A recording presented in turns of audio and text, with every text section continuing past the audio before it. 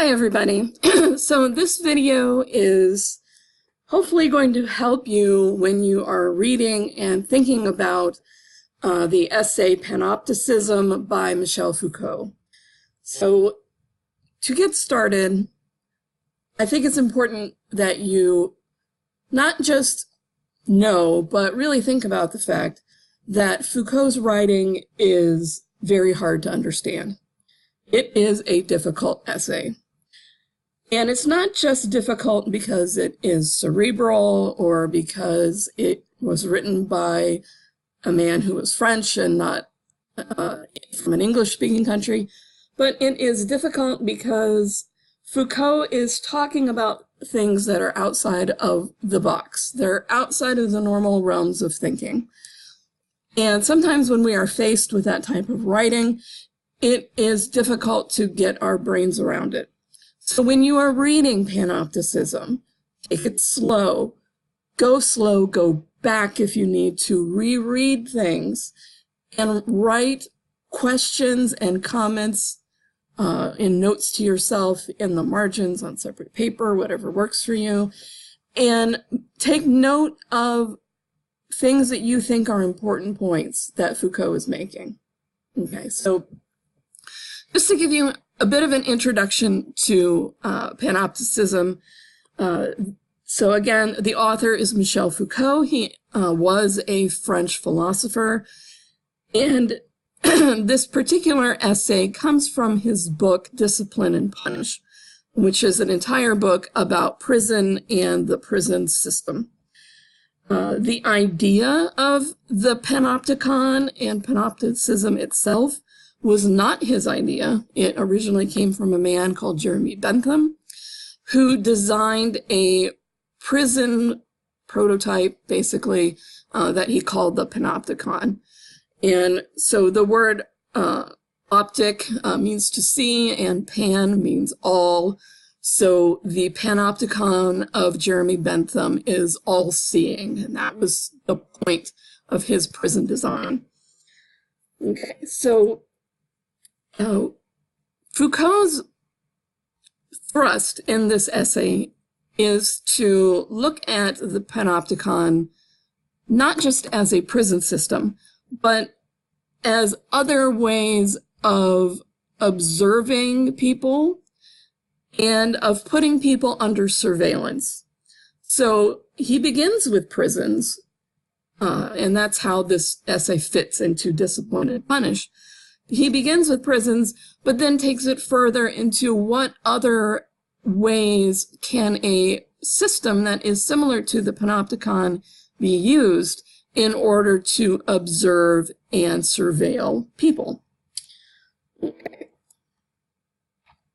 So instead of just going through the essay as it is written, I'm going to talk about it a little bit out of order.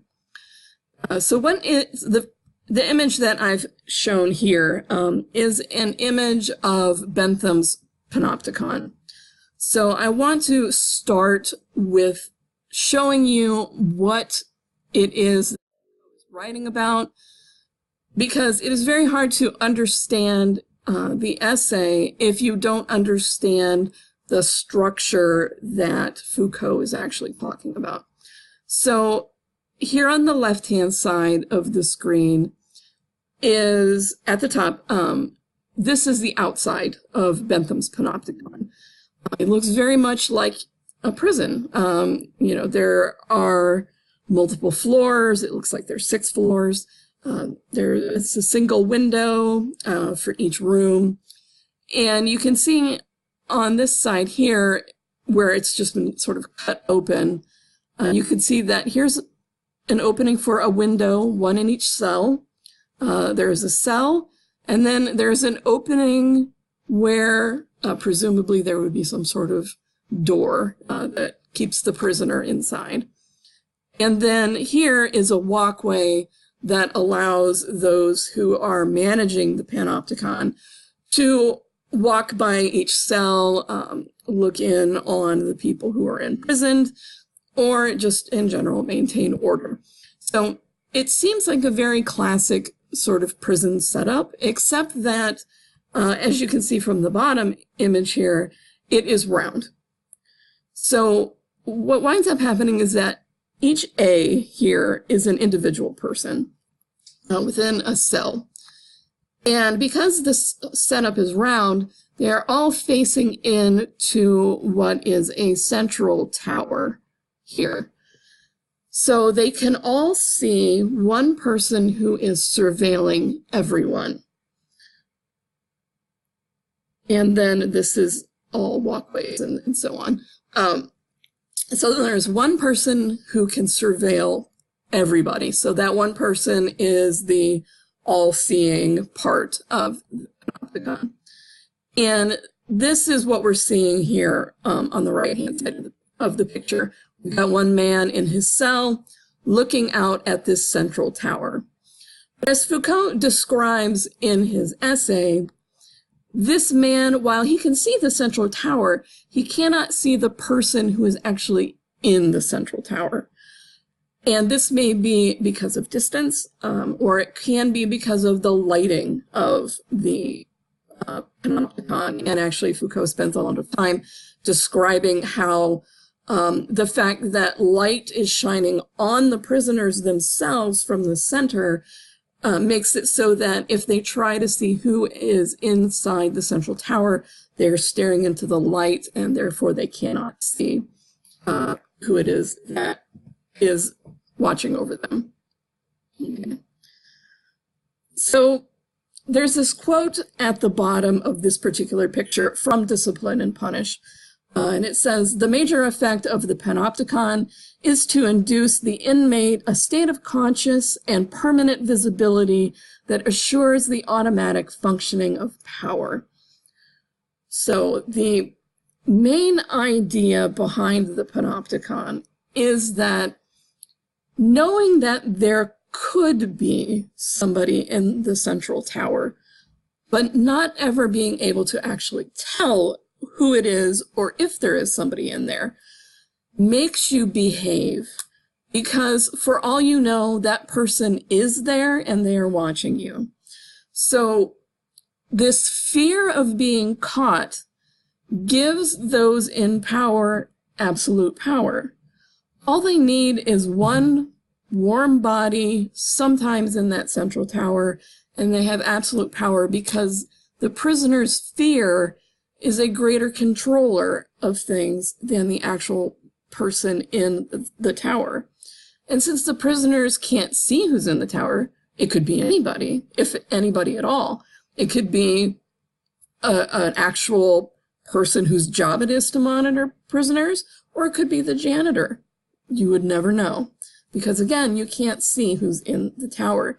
You just assume that the person who is in the tower has control, and therefore your own fear makes you behave.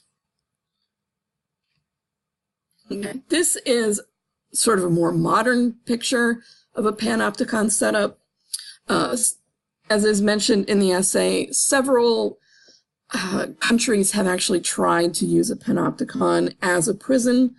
Didn't always go well, but this would be a more modern version. So you have, again, these cells that are all sort of in a circle shape, looking in on this central tower. And here you can see the light coming out of the central tower, which makes it impossible for you to see in.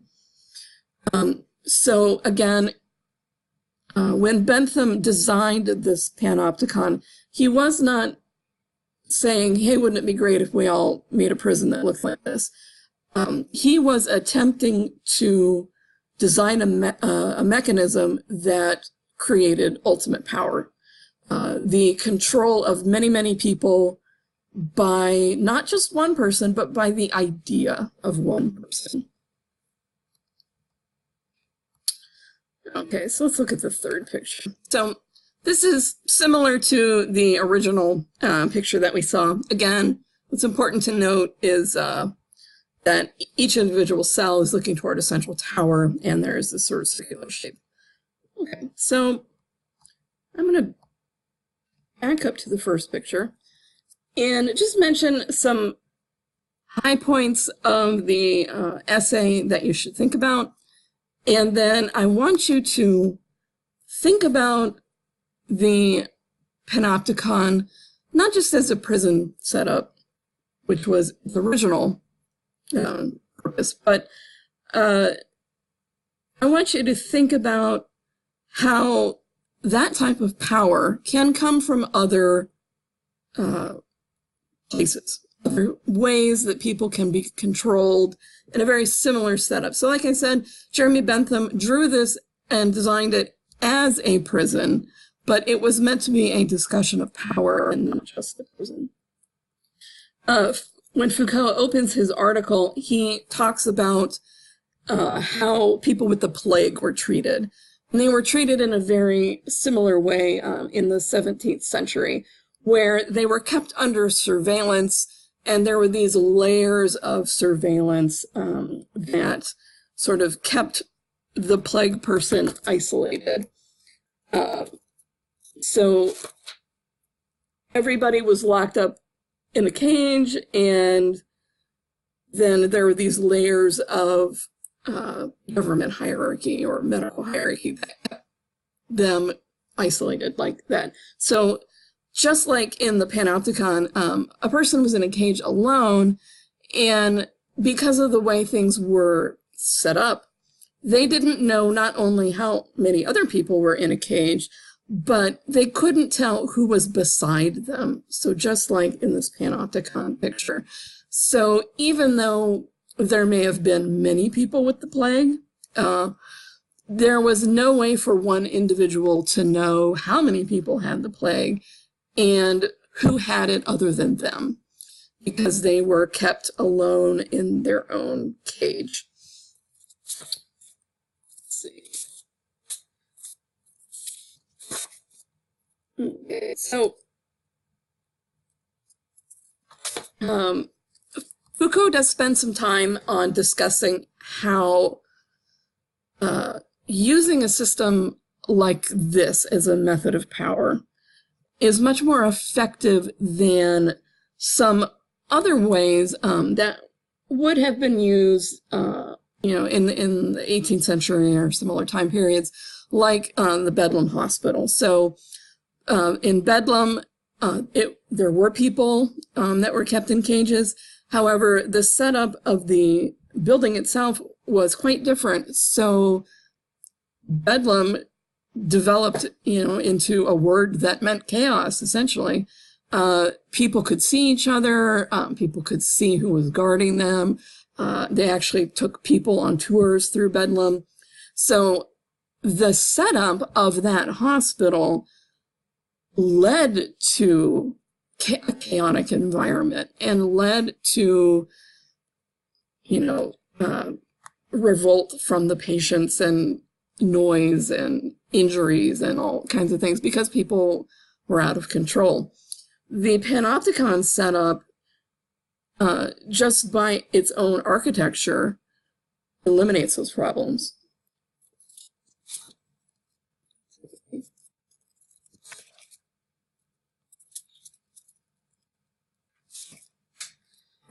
And then, like I mentioned earlier, the setup of the panopticon lends to good behavior because of fear.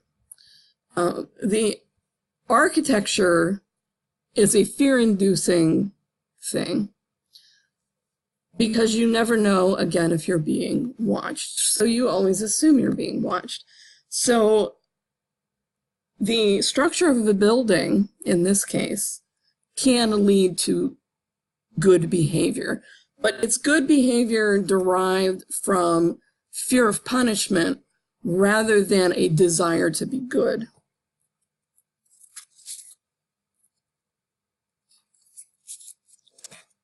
Okay. He also, Foucault spends some time discussing how this is a very efficient arrangement. Again, you don't even really need to put a person in the central tower because nobody can tell if anyone is there or not.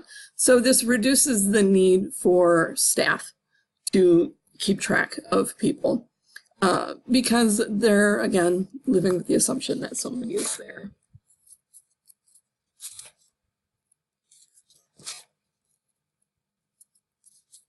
Okay.